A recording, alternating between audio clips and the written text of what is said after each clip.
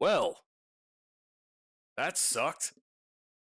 Welcome back to Liverpool Latest, the place where I tell you news, rumors, and my own thoughts.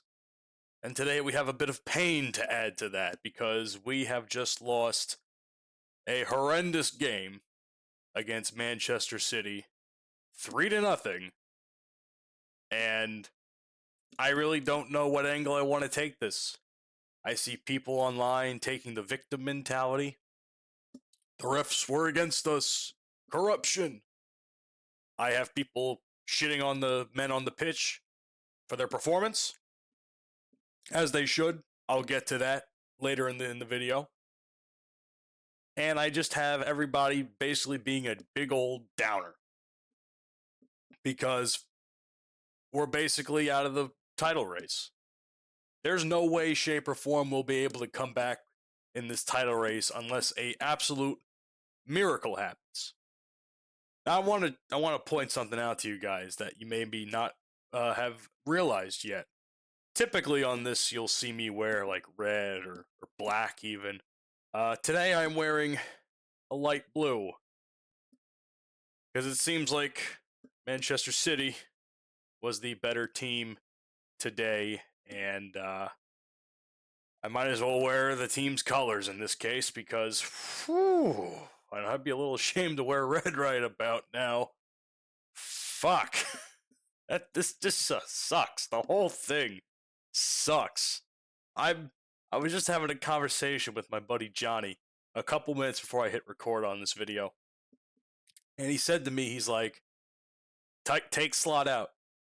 He's out.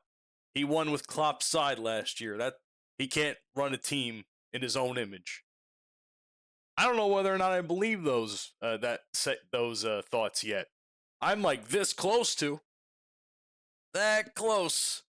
basically buying into that, but I have a shred of hope that is dangling by a ever fraying thread. Let's talk about a couple of stats in the match, shall we? This was fucking horrendous. I'll be honest, I don't know how accurate some of these stats are because it seems like we did a lot worse than what I see, but City had us beat in pretty much every category I see here on the Google stats. Shots, 17 shots to 7 in favor of City. 6 shots on target to 1 in favor of City. 51% possession from City. 418 passes to Liverpool's. Yeah, 418. I said. Excuse me. I mathed out for a second. To Liverpool's 369. Nice, but not really. Pass accuracy. We beat them by 1%. Yeah, we beat them by 1%, 91 to 90. Fouls. Somehow, City had one less foul than we did. 14. They had 14. We had 15. They had less yellow cards than we did, from 2 to our 4. No red cards were given in this match, thank God. And quite frankly, there were times where maybe they were on the verge of giving out some. But the offsides, 1 offside altogether for City, 7 for us, and an equal amount of corners given in the match. The good news, if there is any, is that my lineup was more or less completely accurate. For the most part, I gave you guys what I thought would be a good setup as a 4-3-3. Slot did not go with that. He went the 4-2-3-1, which for some reason we're still trying to do because we haven't learned our lesson with that prior. Nonetheless, outside of McAllister being on the field and Gakpo not having a start, I'd say this is mostly an accurate lineup compared to what I gave you guys. But my lineup stuck more with the 4-3-3 setup. And I can't tell you whether or not we would have won with that, but I think we probably would have been in a little bit better position had we gone that route. from a personal standpoint, and given that in recent days and in recent weeks, that 4-2-3-1 has not worked for us very well. As a matter of fact, I don't even know why Arne Slot keeps trying to go for it. I think I don't know who I forgot who he's trying to base this off of. I don't know if it was Madrid that he's trying to copy off of or what, but whatever he's trying to do is clearly not working. And I don't know why we just don't go back to what we know, what we're kind of used to, maybe what is potentially more readable for the enemy team. That's a con I do admit that could happen, but this isn't working. Every time I've seen this on the field, it doesn't work. So I don't know what the fuck they're thinking. I genuinely don't know what goes in the manager and his assistants' heads trying to get this setup going. But what do I know? I'm just a jerk off on YouTube, trying to talk about my thoughts on the game. Speaking of my thoughts on the game, the referee decisions. Okay.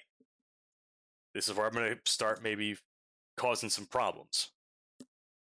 As far as the penalty that was given very early on in the match, when Mamardashvili made the jump and fouled Doku, now everyone's going to be up in arms like, oh, his foot never touched him. His knee did. You're clearly trying to spin this in a way that Liverpool looks good. If you ask me, that's a foul, and that's a penalty that should be given. And for the record, Doku shit on this entire match. Like, Bradley had absolutely no answer for him. Good on him. He had a fantastic game. I can't say enough good things about City because they played such a great match. And I hate them. And I hate them. That's the thing. If I could compliment a team that I hate, you know they did well against us. As I was saying, the ref decision to call that a penalty, in my opinion, is not wrong. I know a lot of people are up in arms about that. I initially thought so too, and then I saw the knee hit Doku's foot, and he went down. Not for nothing, that whole scenario doesn't happen if Konate just fucks off away from Bradley when he's on Doku. But that's a different story for a different time I'll get to in a few minutes. So, penalty, Mamardashvili blocks it. Great. Awesome. Didn't have anything to worry about there. It's a little while after, we're down 1-0 after a horrendous header that was given. That's another, again, I'll get to that in a few minutes, but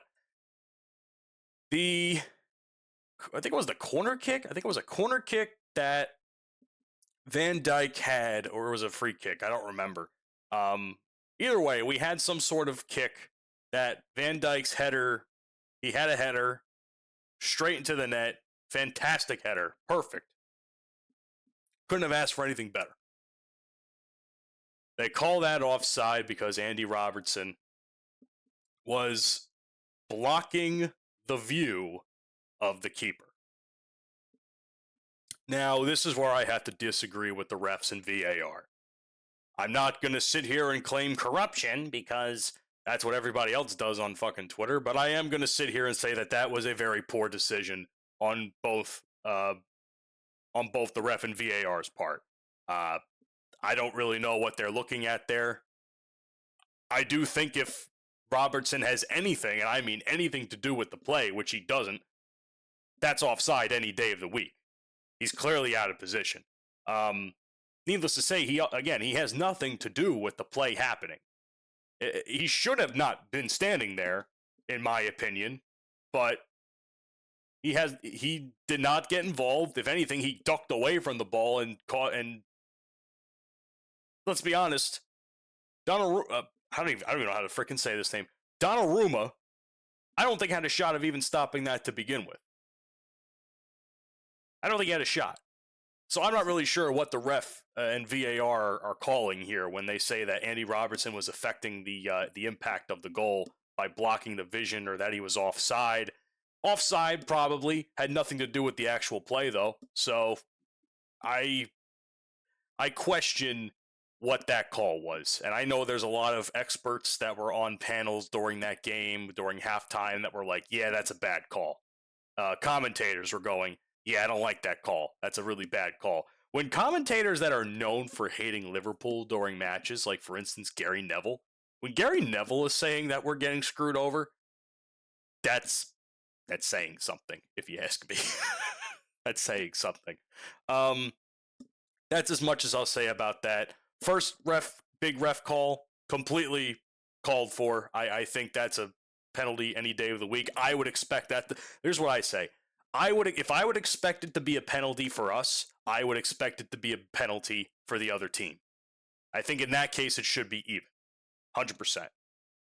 That header goal that was taken away from Van Dijk, completely bullshit. Completely changed the rest of the game for us, if you ask me. We had a lot of momentum then at that point, and then when we realized that they weren't going to keep the goal, we never recovered. And it's decisions like that that change games, and that's where I have a problem with the Premier League refereeing and VAR. And it's like sometimes I feel like they're blatantly against us. I'm going to say a little corruption here. Sometimes I feel like they're blatantly against us, but at the same time, it's just these obvious calls that I don't understand how you fuck up. I genuinely don't understand how some of these VAR calls in general, not even just Liverpool speaking, are fucked up.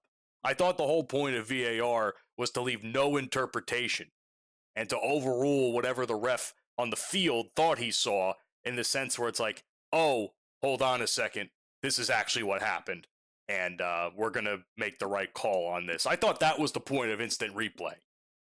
Meanwhile, instant replay is as useless as ever, no matter what sport you watch. But I hate referees in general, so this is nothing new. Anyone who knows me knows I hate refs, whether it's the NFL, the NHL, the MLB, the NBA.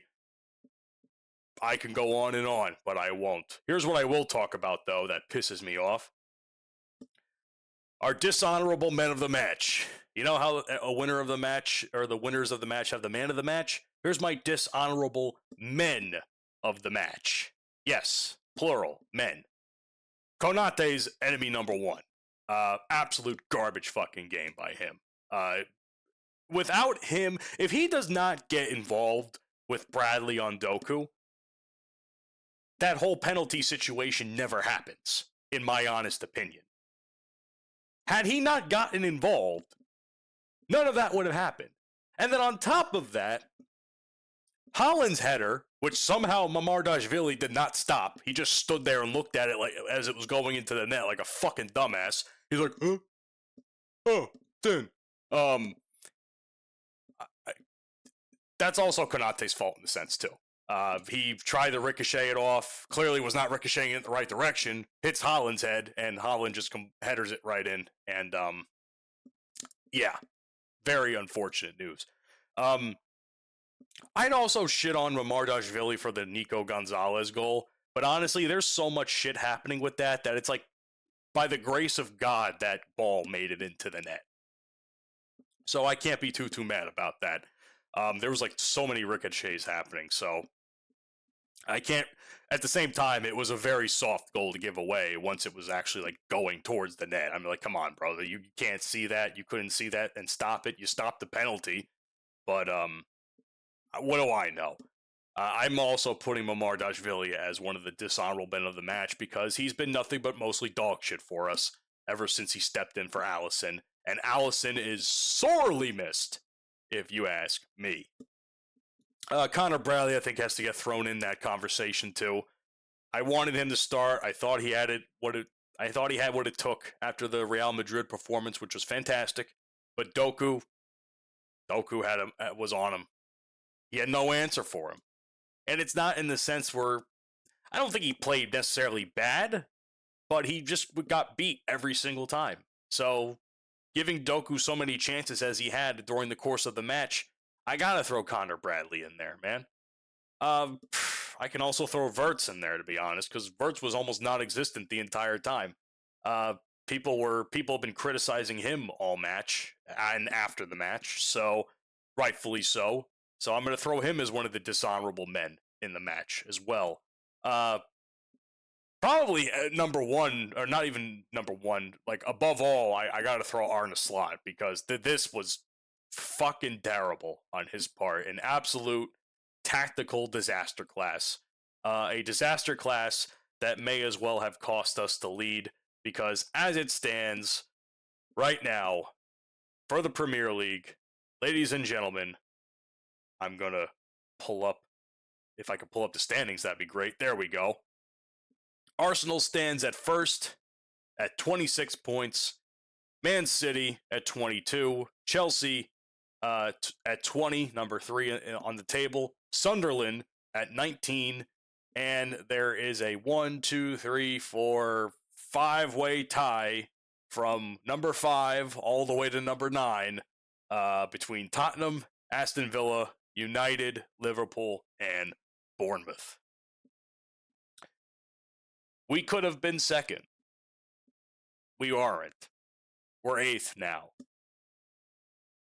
A lot of the decisions did not go our way. And we've now lost 4 out of our last 5 games, from what I could see here on the last 5 on my computer screen. It's pathetic. Kiss the league goodbye.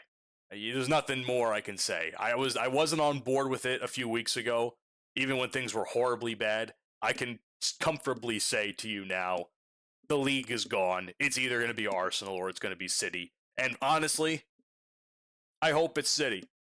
I genuinely hope it's City because nothing would make me feel worse than seeing Arsenal lift the title under Arteta after we clowned the shit out of them last season and all throughout the offseason because they didn't win a single title and haven't really won a single title since he's taken over at Arsenal.